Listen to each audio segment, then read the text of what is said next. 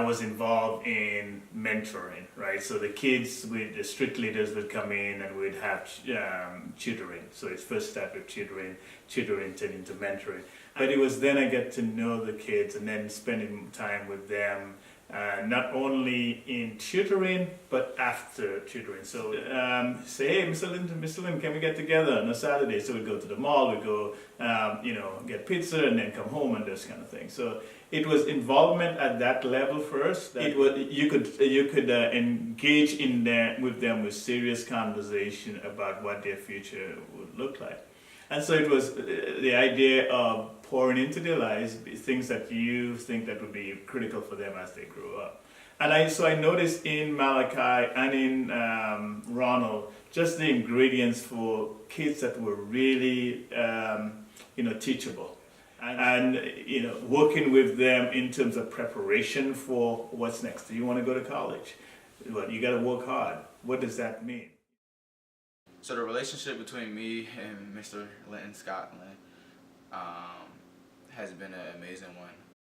Of constantly pushing me and constantly wanting the best for me, never just allowing me to settle for mediocrity.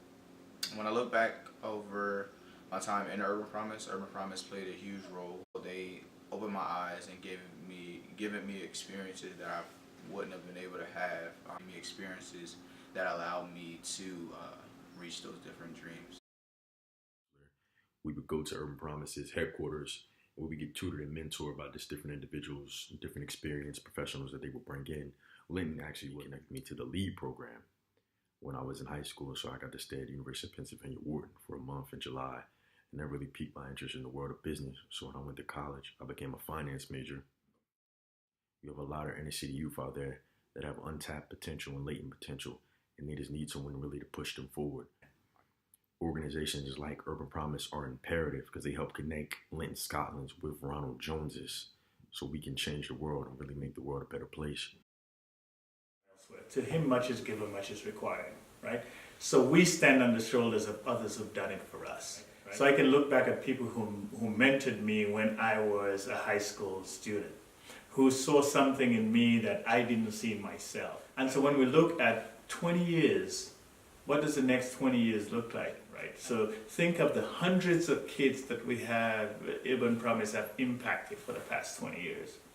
And now the multiplying effect. And I think that's a legacy. So they will be now leaders of tomorrow.